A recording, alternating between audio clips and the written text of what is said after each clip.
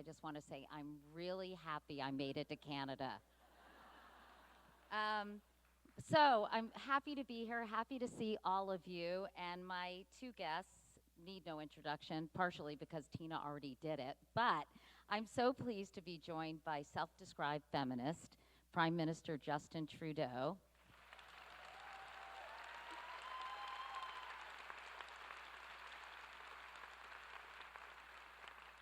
and an extraordinary role model, Madame Christine Lagarde, who since 2011 has been Managing Director of the International Monetary Fund.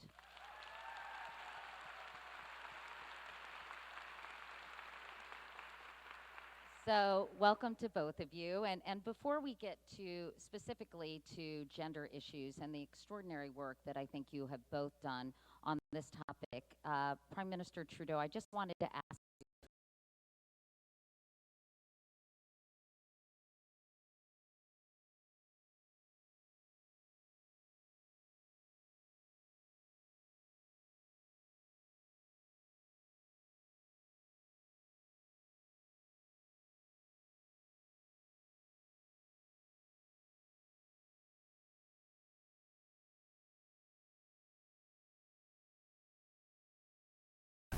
You know, we are working hard, and we know that it's possible to get to it. We just have to keep working at it.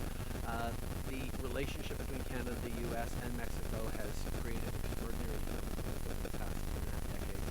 There's an opportunity to update NAFTA, and we're happy to be doing it. But as I've said, it has to be the right deal. It has to be a good deal. getting there has not been half the fun. Well, you know what? I am lucky in this that I have an extraordinary woman leading up that charge, and Chrystia Freeland, who is absolutely amazing. She'll be here later today. You guys can give her all the props that she rightly deserves. We are incredibly lucky to have her around the table. In fact, Madame Lagarde, I know as a former trade minister, you have a lot of respect and appreciation for what she's going through right now. I have enormous respect and friendship for Chrystia, and I think that she's under huge pressure from all corners, and luckily she has the support of her Prime Minister and all women around the world who want her to succeed in her negotiations. She certainly has mine, big way. All right, great. So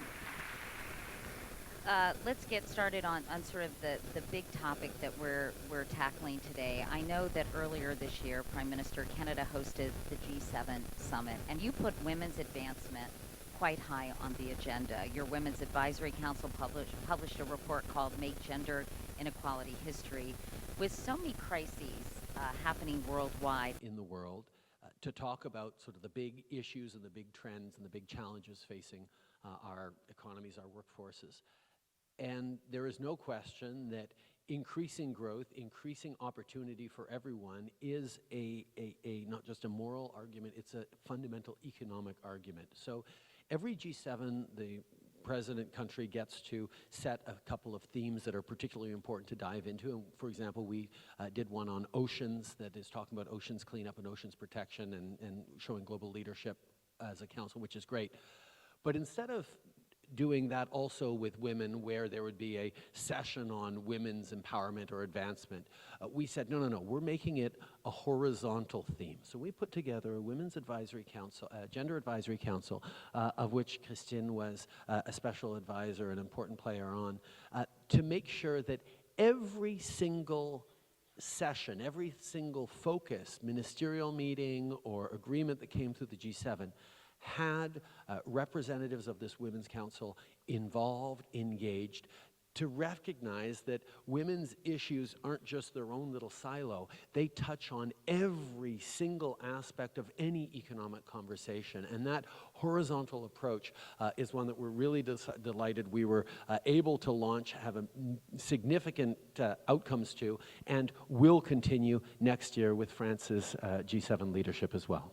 And Madame Lagarde, I know you've been focused on these issues for a long time. Certainly we've been hearing about these issues for a long time.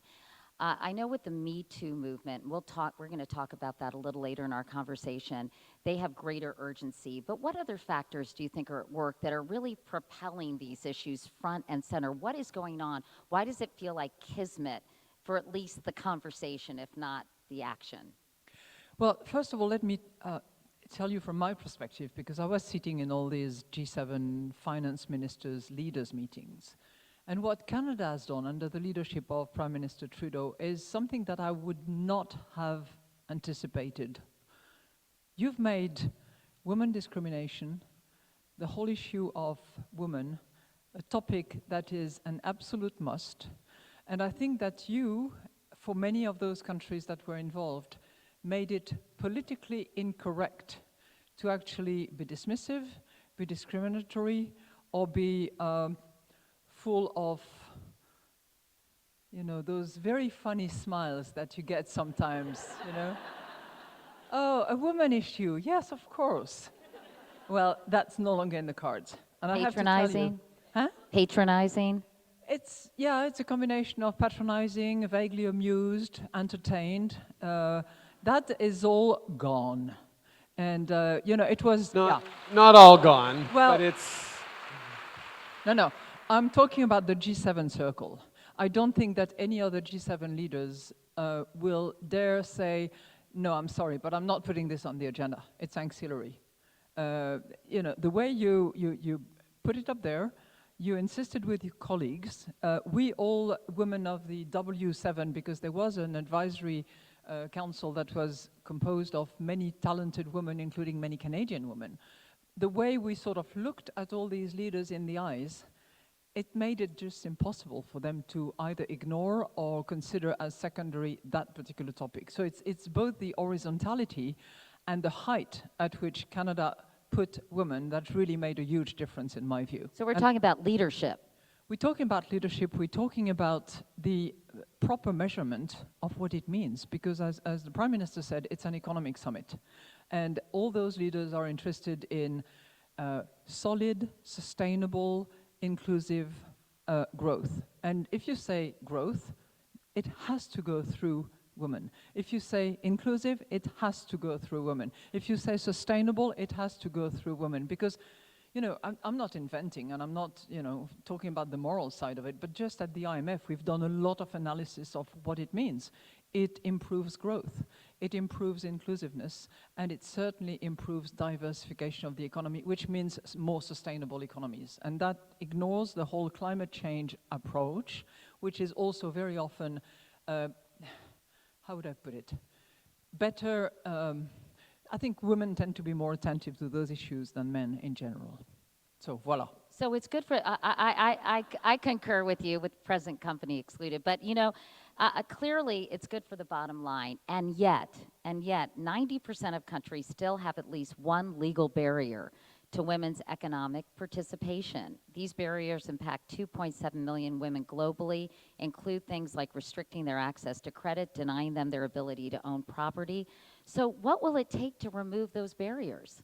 I think for a lot of time we do phrase it as sort of a moral or a human rights or an equality or a enlightened perspective that yes, you should liberate women, you should empower them, you should celebrate and support them as the right thing to do. And there's a lot of people who get that, for whom that is enough of an argument. But for when you look at the entrenched status quo, the way the power systems have evolved over the past decades and centuries, you realize that it actually takes a stronger, grounded argument in economic facts. And I think the example of Rwanda, for example, where after the genocide 20 years ago, there were so many more women in the workforce or needing to get into the workforce than men, that their economy and their opportunities have increased. We know that, and we shouldn't take a terrible tragedy to awaken ourselves, but there are studies after study, and Christine knows and has talked about a lot of them, that show that organizations with better gender balance, better diversity, make better decisions, not just more profits, but better, far-reaching, beneficial outcomes. Making an economic argument about better equality of opportunity is something that is harder and harder to stand against anywhere in the world. But 90%, I mean, we've heard these economic arguments, honestly, with all due respect, for years, and yet it hasn't moved these countries to eliminate these barriers. So how can you do it? How can you force the issue? First of all, Canada is not in the 90%. I checked before I came in. Okay. So at least your constitution, your rules, your principles do not embed any discrimination, which doesn't mean to say that you have total equality in terms of female labor force participation, in terms of gender gap. You still have issues, and Canada does. But for those 90 other countries, there has to be a sense of political determination, of leadership, of political correctness about fixing those issues. And it works. That's the other thing which we have demonstrated through our study. Because when you fix those discrimination, when you, for instance, you give access to finance, when you allow proper inheritance equally between genders, it changes the map. And there are various countries that have done it in the sub-Saharan African continent, in Latin America. Wherever the changes have taken place, there has been, as a result, within the next 5 years, a significant change in female labor force participation, in gender gap, and in women entrepreneurship. So it does work, and it does improve the bottom line, not just of corporations, but of countries as well. So we just need to rehash all the time and repeat and make the case as often and as loudly as we can. And I think that there are now, enough, there's never enough, but there are many of us who are very concerned that these things actually change. And our voice carries. And Tina is one of those who, year after year, is pushing those issues. Meanwhile, Prime Minister, since the early 50s, Canadian women's participation in the workplace has grown to over 80%. But in the last decade, it's plateaued. And it still trails men by 9%. Why the plateau, and what needs to happen to restart this forward momentum and get Canadian women working in equal numbers? And it's not just workforce participation, it's money earned on the dollar. You'd be surprised how low Canada is actually on pay equity, which is frustrating because we have different jurisdictions that brought in pay equity legislation a decade or more ago. We've just realized we have a lot more to do. A piece of it is sort of symbolic, is demonstrating that the cabinet can be half men, half women at the highest levels. It's about demonstrating that makes a better level of decision making. But more than that, and encouraging businesses to do that. But we do need concrete pay equity legislation. We do need transparency legislation as well, and we're moving forward on those kinds of things that will, eventually move the markers in a significant way. Because when women are not succeeding to the same level as men, our society is poorer. Over the past 40 years, over my lifetime, women entering the workforce have added 1/3 to Canada's GDP. We're looking for where the next growth is coming from. That's an obvious place where proper empowerment of women entrepreneurs, of women in the workforce, is essential to create the kinds of growth and benefits that we need in our society. For what it's worth, there is one other area that maybe Canada wants to look into, because based on research that will be published shortly, women are more affected and will be more affected by artificial intelligence, biotech innovations, and automatization in the workplace. And it's quite fascinating to see that about 11% of women's jobs will be either completely removed or significantly affected, as opposed to 9% of men's job. So women are at a disadvantage. The numbers are a little bit higher for Canada, and I was really surprised by that. It also has to do with the fact that in the service industry, there are many tasks that are repetitive, that will be automated, and where Canadian women have their jobs, and that's where they will be hurt eventually. So I think anticipating that and putting in place the policies, helping people to adjust, making sure that they have the right skill sets in order to not resist but adjust to those changes that will take place, I think will be fantastic. That's really important for everyone, men and women, right? Absolutely, and that's one of the things. The fact that we have invested massively in AI and we see Canada has leadership around that means nothing if we're not equipping our workforce, our citizens, to be able to handle that transition that is coming everywhere around the world. And that's why on getting women into STEM, we've had significant investments. There is now a lot of pressure on universities to make sure that the research chairs are more gender balanced. But it also means investing to get women entrepreneurs, more women entrepreneurs, investing to get more women in the trades as well, in terms of Red Seal trades. There's a lot of things that we have to do to prepare for the transition into the new work, and making sure from the get-go that we're looking at reducing barriers to women is essential, even if it weren't the fact that there is an inequality in the disruption potentially. Let's talk about the elusive work-life balance, because Madame Lagarde, I mean, you've obviously been able to juggle motherhood and a very demanding career. I've been able to juggle fatherhood. I was going to ask you, don't worry. That you just, I was going to ask you. Sorry, I think you were probably going there, and I cut off the gag. But actually, my next question was, Mr. Prime Minister, what about you? I think part of the problem is women are always asked that question. Men rarely are. Just so you don't think that I was being sexist against the Prime Minister. But, you know, what have you learned along the way that you feel could help other women in terms of, and fathers, mothers and fathers, in providing more support, more recognition for unpaid work, paternity leave, all kinds of things that you think would then kind of be the wind beneath their wings as they try to have a more active professional life? It takes a whole society. It's not just upon the policymakers, it's also upon the corporate world, it's upon society as a whole. I was lucky because, you know, when my two boys were born, I was a young associate in a law firm, but luckily I started my legal career in France. And France has these childcare centers and childcare facilities that are accessible, that they're not plenty. There is shortage, there could be more, but it was, you know, sufficiently available so that if you could plan your motherhood 2 years ahead, and register the kid to be born, then you would have access to a childcare center.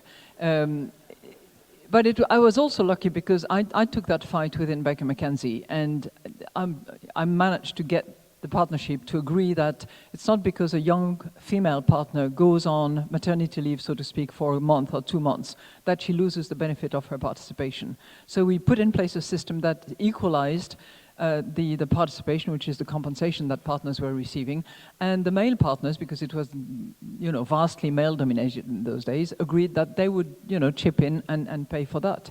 So what I mean is, it's policies, childcare centers, special benefits made available for women who have a child, and I know that Canada is ahead of that in that game. But also in the corporate world, there has to be a recognition that women, for a portion of their life, are going to, at least for the moment, that we are the ones pregnant, we are the ones breastfeeding, we are the ones having those duties, and no matter how you know, supportive a partner is going to be, we still conduct those activities. And the corporate world has to appreciate, recognize, and you have this thing which is back to Bay Street business. Back to Bay Street. Does that mean something to any of you? Return to Bay Street. Return to Bay Street. For the financial sector, I think that's good.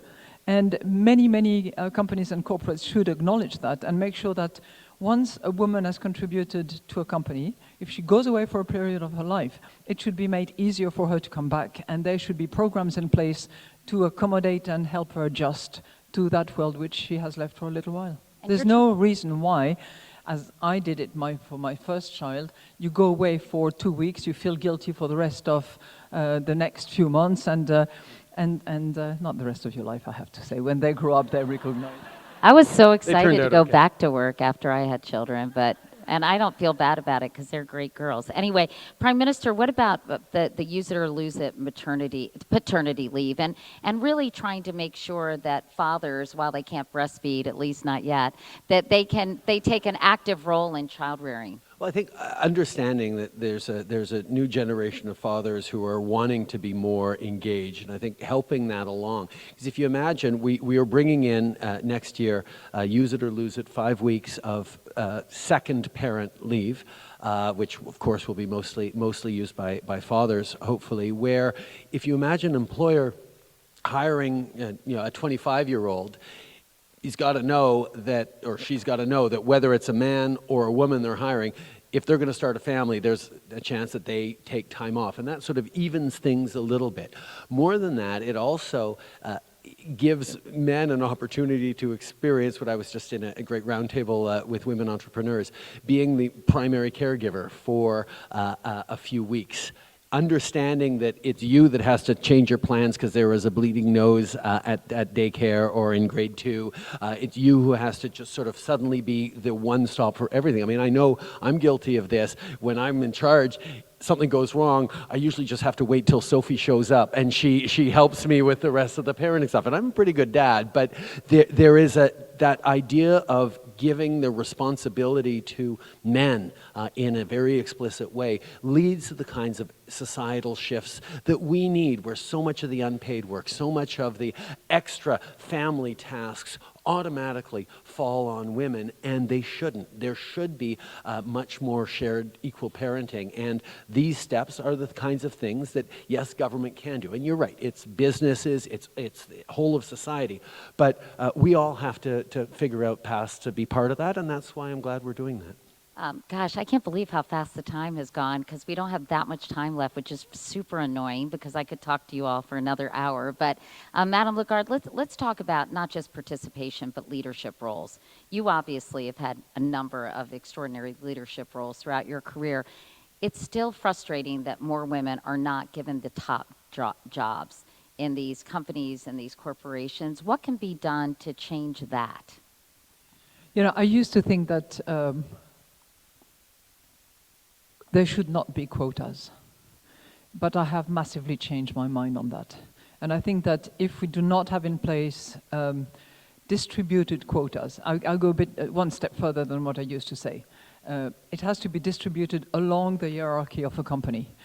Because it's all very well saying there has to be parity. Yes, there will always be parity, but if you start distinguishing between the supervisory positions, the leadership positions, the management position, and then the sort of overall size of a company, it's a whole big difference between the top numbers, which are generally low, the bottom number that are very generally high, and the overall, which is pretty much average and makes everybody proud. Well, there has to be distributed quota, and if we want to make sure that there is the pipeline from which women will be selected and will prove themselves according to all the normal, regular rules. But if that pipeline is not in place, it's never going to happen. And for the pipeline to be there, we need to have those distributed quotas throughout the organizations. And in fact, Prime Minister, less than 10% of Canada's senior corporate jobs are held by women. So what are you going to do about that?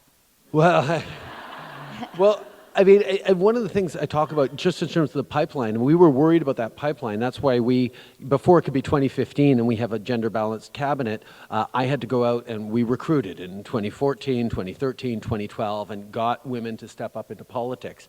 Now the challenge is around retention, because politics is still a very difficult game, and it's not necessarily... there's still huge barriers and old boys approach in many ways that cause real challenges, and therefore how we're changing the culture within the political world we're in, including things like Me Too and sexual harassment, become really, really important around making sure that women make it from that entry level to the top level positions, and more of them. So it's not just the entry pipeline, as you've said, it's maintaining a progression throughout all levels of business and of politics, and that's something that requires constant engagement and mostly constant listening, open, safe conversations about the real challenges and the real barriers are really hard to have in a corporate or a political context, but they're so important. And in closing, Madame Lagarde, I mean, how do you see the Me Too, Time's Up movements, which really have become global phenomenons? How do you see them changing the conversation and pushing these issues forward? Because as we saw in the video, and as I know you know, sexual harassment is a real problem in terms of keeping women in the workforce and even attracting them to some sectors of the workforce. Well, they are more than welcome movements, and movements that, as you said, have spread in many advanced economies. I wouldn't think that, you know, all emerging and low-income countries have yet been contaminated properly, and they should be. I like that phrase, contaminated properly. Yeah, I think that it's critically important. And then there has to be that ownership by man and woman, both, that this simply cannot happen. And that it has to be talked about, it has to be raised at the highest level at all tables, and not just, in the kitchen or in the backyard. And having women in leadership positions is a very effective antidote. Absolutely. It certainly inhibits many of those who would otherwise not talk about it, fear of retaliation. So I think pushing the women at all levels of society, politics, private sector is critically important. And these women, once they're there, they have to carry the flag, and they have to protect, cover, enhance, and be the spokesperson as well, which they don't always do. All right, on that bummer of a note, Madam Christine Lagarde, Prime Minister Justin Trudeau, thank you both so much for being here today. Really appreciate it. Thank you, Katie.